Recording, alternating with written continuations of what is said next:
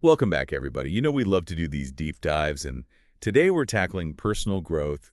We're looking at a clip from Brendon Burchard's video, How to Become Who You Want to Be. Yeah. I think you guys are going to get a lot out of this one. Yeah, Brendon Burchard, he really emphasizes the power of self-reflection, which, we all know is important, but it's so easy to forget about in our busy lives. Totally. Mm. He uses this image of like two parallel tracks, right? The life you're actually living and then the life you could be living. Like if you just took some courageous action. Yeah, and he's not afraid to get real either. Like, he flat out says a lot of us have a hard time changing because we've kind of lost touch with ourselves. It's like we don't even know what we want anymore. Exactly. We're just so busy all the time, Yeah. Work, family, friends, scrolling on our phones. And then suddenly we realize our own thoughts and dreams are like way down on the priority list. It's funny. It's like we're drowning in information all the time.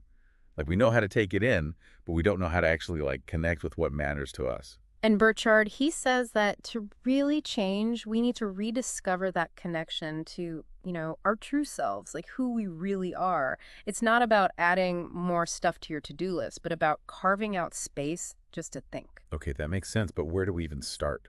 How do we like actually do that when everything's so crazy? Well, he suggests things like journaling, meditating, or even just spending time in nature. Anything where you can just be quiet and hear your own thoughts. Like, when was the last time you really felt connected to yourself? That's a good question. I mean, was it when you were on a walk? Mm, Or maybe you were lost in a hobby or something?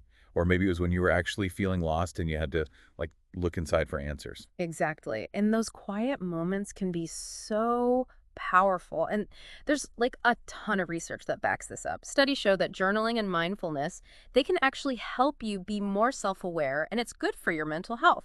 Okay, so it really is like going to the gym for your mind, you know? Hmm. You're not lifting weights, you're strengthening that connection with yourself. And Burchard, he takes it one step further with this thing he calls a consequence review. Oh, yeah. He believes this is something high performers do all the time. It's about really thinking about what happens because of the choices you make. And that includes the things you don't do. So it's not just about celebrating your wins, but like actually looking at what happens when you decide not to do something. Exactly. And what we often miss are what he calls the blind consequences of inaction. It's like, imagine the person you could be if you had made different choices. But we don't always see those missed opportunities, do we? That's such a great point. Think about a time when you regretted not taking a chance on something. Could that be like a blind consequence Mhm. of, not taking action? Maybe lurking somewhere in your life? And you can even think of it like opportunity cost, from economics. Every decision has a cost, and that includes not making a decision. Wow, that's deep. So even when we think we're playing it safe by not doing anything, there's still a price to pay. Totally. We may not see it right away, but it's there. And realizing that can really change the way you think about things. It forces you to be more intentional, knowing that even not acting, that's a decision in itself.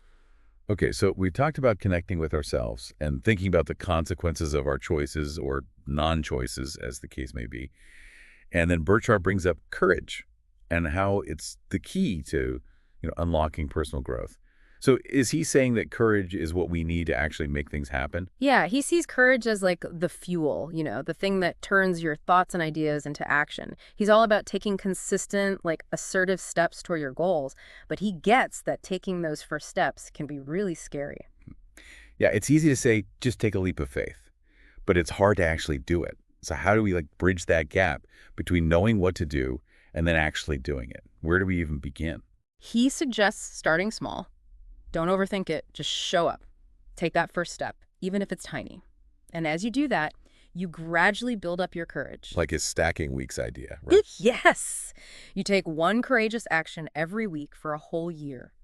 52 weeks of pushing yourself outside of your comfort zone. Pretty powerful. That's like building a tower of courage brick by brick. So what about you guys listening? Think about one courageous action you could take this week. How would that fit into your own, like, stacked week? It could be anything. Doesn't have to be some huge thing. Maybe you need to have a tough conversation with someone, or set a boundary, or finally start that project you've been putting off. What matters is that you make the effort, that you're willing to show up even when it's hard. What's really inspiring about Burchard is that he emphasizes how those small actions, those consistent actions, they can lead to big changes.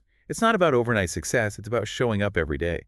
Yeah, he tells all these stories about people who completely changed their lives by doing this.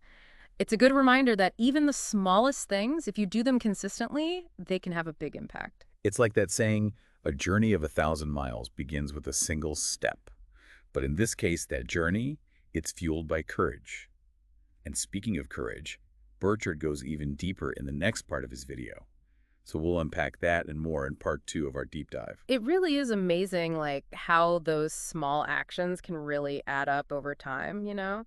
And Burchard, he talks about something we don't often think about. He says it's important to actually, like, take time to think. Oh my gosh, yes. It's like we're always on, Yeah. always doing something. When do we ever stop and just process everything? Right. He says that really thinking about things is super important for personal growth and even for, like, coming up with new ideas. He even uses examples like Elon Musk and Albert Einstein, people who did amazing things. And part of that was because they took time to just think. I love that. It's like everyone's always talking about hustle culture, Yeah. but sometimes you got to slow down and actually think if you want to have those aha moments. Yeah. Otherwise, you just become like a robot.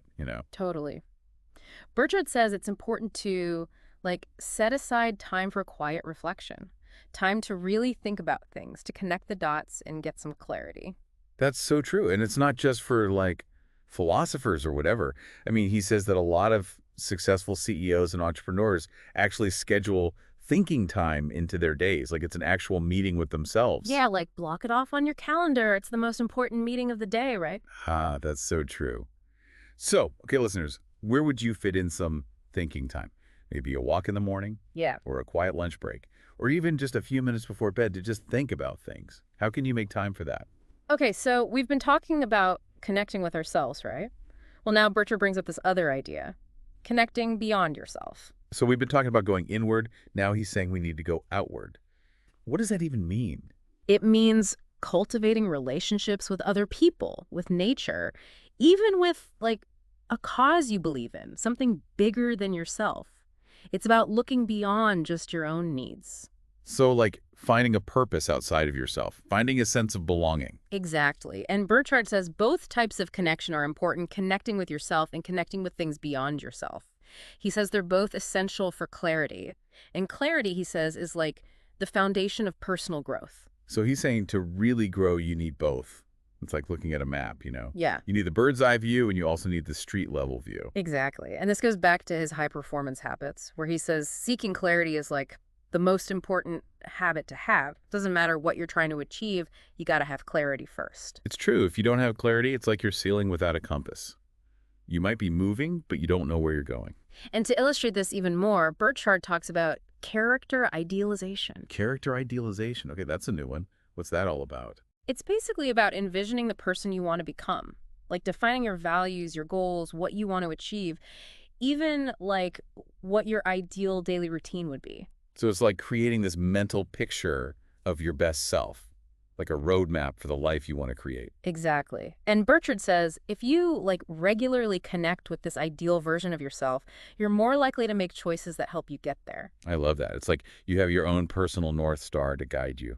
And to strengthen that connection with your ideal self, Burchard suggests doing things that help you connect both inwardly and outwardly, like journaling, meditation, prayer, spending time in nature, having meaningful conversations. So it's all about taking a holistic approach to personal growth. It's not just about focusing on one thing. It's about taking care of yourself on all levels. Right. He emphasizes that personal growth isn't a solo mission. It's about doing the inner work, but also connecting with the world around you. It's like tending a garden.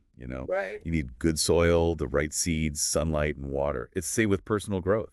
You got to cultivate your inner world and nurture your connection with the world around you. Exactly. And as we continue to cultivate that inner world, Burchard reminds us that true change, it requires more than just setting goals and taking action. It also means challenging yourself. Yeah, that's like classic advice, right? Push yourself outside your comfort zone. Yeah. But what does that actually look like? How do we actually challenge ourselves? Well, it could be anything. It could be learning something new, facing a fear, taking on more responsibility, or saying yes to things that scare you. He talks about strategically introducing challenges into our lives. It's like a way to spark growth and push ourselves to be more than we are now. And those challenges don't have to be huge, life-changing things. They can be small, incremental things that just push you a little bit beyond what you're comfortable with. Right. It's all about finding that stretch zone, that sweet spot, where you're a little uncomfortable but also excited about the potential for growth. Okay, so as we wrap up this part of our deep dive, Burchard leaves us with this concept of courageous action. He seems to be saying that courage is like the driving force behind real transformation. He says that courage isn't about not being afraid, it's about being afraid and doing it anyway. So it's about acknowledging your fears but not letting them control you. Exactly. And he says courageous action doesn't have to be some big heroic thing. It can be as simple as speaking up for yourself, setting a boundary, or following a passion that feels risky. It's about aligning your actions with your values and your goals, even when it's scary. And he reminds us that courage is like a muscle. The more you use it, the stronger it gets. The more you practice taking courageous action, the more confident and capable you become. Okay, so as we head into the final part of our deep dive, think about this. What's one courageous action you can take this week that will get you closer to the life you want to live? It's easy to fall into that trap of waiting for the perfect moment to do something brave, but Burchard's like, nope, just do it, even if it's messy. He's totally right. We get stuck in our heads sometimes overthinking everything, and he calls that analysis paralysis. He actually thinks that not taking action because you're overthinking can be worse than making the wrong decision. So, it's better to just make a choice, and if it's not perfect, adjust along the way. Better than being stuck, right? 100%. He really wants us to notice what we're not doing and really think about what we could be missing out on. We usually don't see those missed opportunities until it's too late. There's that saying, right? Something like, the only thing worse than a wrong decision is no decision. Yep. He's pushing us to break free from that and just start moving, even with little steps, toward the things we really want. He actually says we should focus on stopping inaction before we even try to be all bold and courageous. Clear the path before you start running. It's such a good image. He talks about those two parallel tracks, right? The life we're living now, and then that other life we could be living. The one where we take those courageous actions.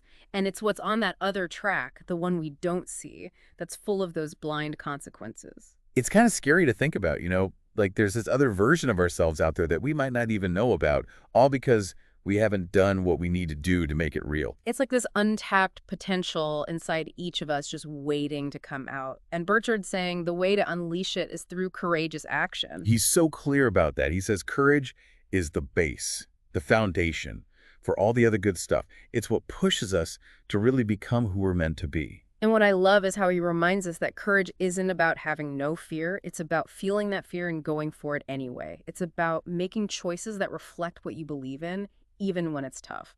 So as we wrap up our deep dive into all this wisdom from Brendon Burchard, what really stood out to you today? What are you walking away with? For me, it's those blind consequences that really hit home. It's a powerful reminder that not acting, well, it has a price, and seeing those hidden costs can really get you moving. So true. And we can't forget, Burchard also talked about how important it is to just take time to think. That's something we don't do enough in our busy lives. Absolutely. Making space to think, to connect with ourselves, and explore the big questions. That's key. Okay, listeners, challenge time. This week, I want you to carve out some time for quiet reflection. Maybe a nature walk, journaling, even 5 minutes, no distractions. Remember what we learned from Burchard. Those small, consistent actions, they can lead to amazing changes. So take that first step, be courageous, and start building the life you really want. And that's a wrap on this deep dive. We'll catch you next time.